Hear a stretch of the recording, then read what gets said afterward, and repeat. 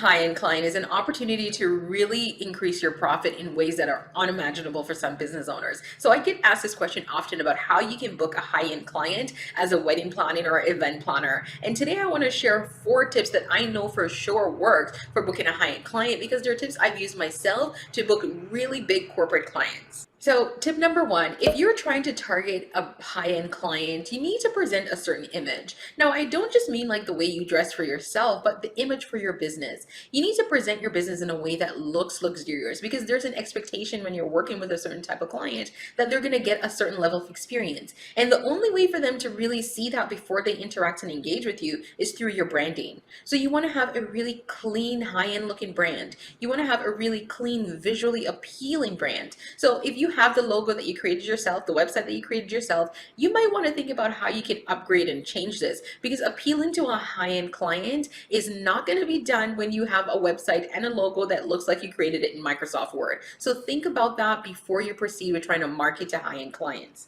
Tip number 2 is that you want to speak to their needs.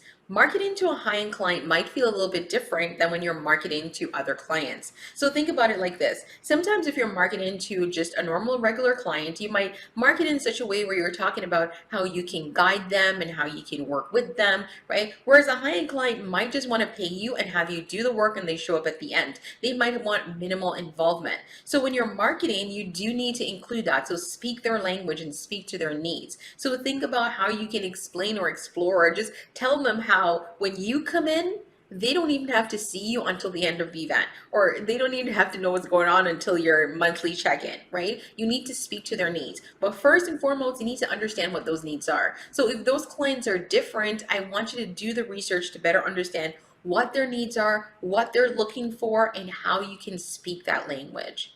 Tip number 3 is that you also need to play the part. So if you're trying to target a high-end client, but most of the events that you've done so far are not high-end events, then how do you portray that image? Well, one of the things that you can do is that you can basically create a new portfolio. Think about creating a style shoot and setting it up to look like the type of events that you want to plan.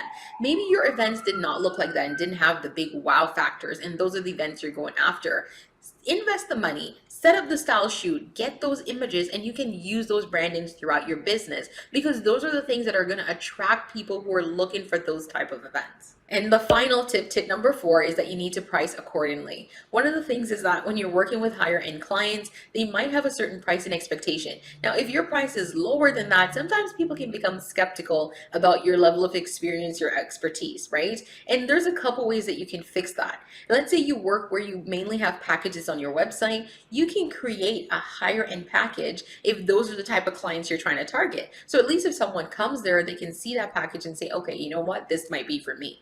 Now, I worked with a client once who was in interior design, and one of the things that he said was he actually went to a house once, which was in a really nice neighborhood. It was a really high-end potential client, and he looked around and they were asking him to do a quote. So he did. He looked around and he gave them a base price. He said, you know, after I left, I thought for sure they were going to book me, because he said one of his little tacks, or one of his little tactics and hacks, was that he priced them lower than normal because he wanted them to hire him. Now, of course, they didn't hire him. And he said, you know what? Now that I am beyond that, now that I'm a few years into my business, looking back, I'm sure they thought something was wrong with me and that I was some scammer, because that price was significantly below the market and they did not go with me, but they went with someone who was paying more than that. So I want you to think about that when you're pricing. If your price looks too low, sometimes people can become skeptical, especially if they can afford it. So use these tips and let me know how they go. And of course, if you have any questions, drop them down below and I'm happy to answer them. And don't forget to hit that subscribe button so that you can get more videos like this one week after week.